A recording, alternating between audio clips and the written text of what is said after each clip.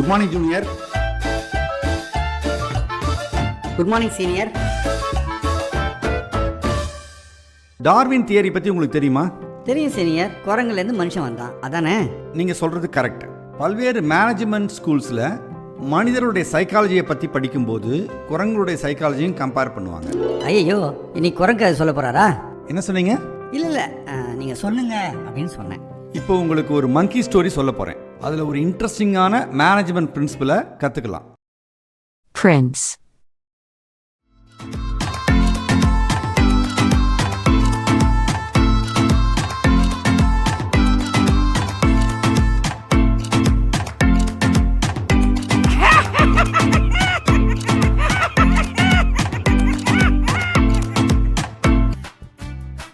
ஏய் குரங்கு பசங்களா, நல்ல பாட்டாச்சே, இதை ஏன் கெடுக்குறீங்க?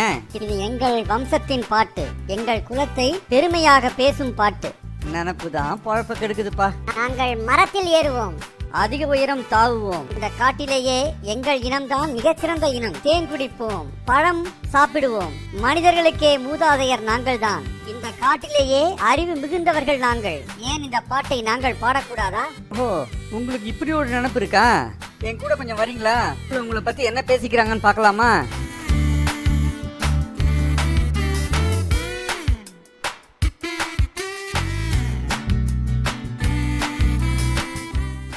குரங்கு மாதிரி ஏன் அங்கேயும் இங்கேயும் தாவிக்கிட்டே இருக்கீங்க? ஒரு இடத்துல இருக்க மாட்டீங்களா? சொன்னபடி கேட்க மாட்டீங்களா குரங்கு பசங்களா?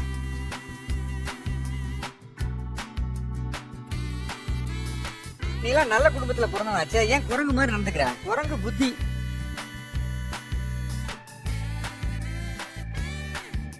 இது மிகப்பெரிய அவமானம் நமக்கு. திட்டுவதற்கு குரங்கு என்ற வார்த்தையை பயன்படுத்துகிறார்கள். நம்மை பற்றி மிக மோசமாக கருத்து வைத்திருக்கிறார்கள். நான் இதை எதிர்த்து ஏதாவது செய்தே ஆக வேண்டும். நமது அரசரிடம் புகார் கொடுப்போம். ஆமாம், புகார் கொடுப்போம். ஆமாம், புகார் கொடுப்போம்.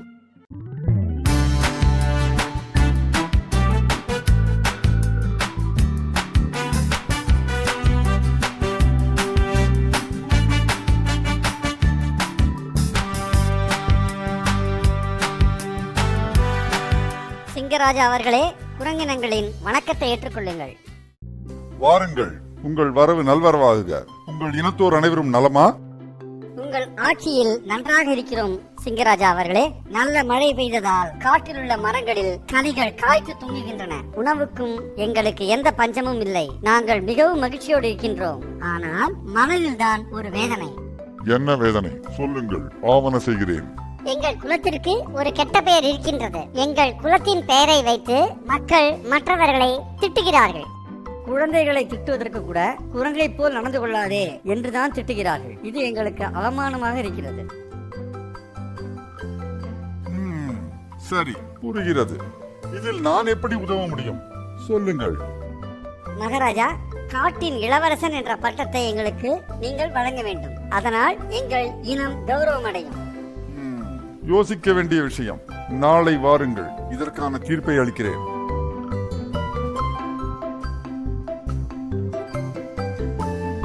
சிங்கராஜா அவர்களே, குரங்கினங்களின் வணக்கத்தை ஏற்றுக்கொள்ளுங்கள். வாருங்கள் குரங்குகளே, நேற்றைய தினம் நீங்கள் வைத்த கோரிக்கையை பரிசீலித்தேன். உங்களுக்கு இளவரசன் என்ற பட்டத்தை அளிக்க முடிவு செய்துள்ளேன். ஆனால் அதற்கு முன்பாக ஒரு போட்டி உள்ளது. நன்றி மகாராஜா. என்ன போட்டி அது? அதோ அங்கே பலூன் இருக்கிறது. பக்கத்திலே ஒரு ஊசி இருக்கிறது. நீங்கள் ஊசியை கொண்டு மற்றவனின் பலூன்களை உடைக்கலாம். யாரிடம் பலூன் உடைபடாமல் இருக்கிறதோ அவருக்கு இளவரசன் என்ற பட்டத்தை தருகின்றேன். அப்படியே ஆகட்டும் மகாராஜா, மிக்க நன்றி.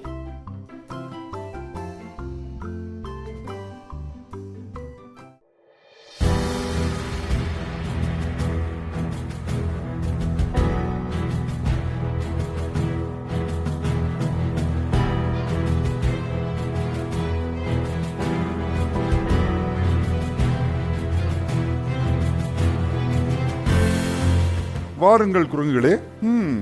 என்ன ஆயிற்று? எவரிடமும் பலூன்கள் இல்லை? மகாராஜா, நாங்கள் ஒருவருக்கொருவர் சண்டையிட்டுக் கொண்டோம்.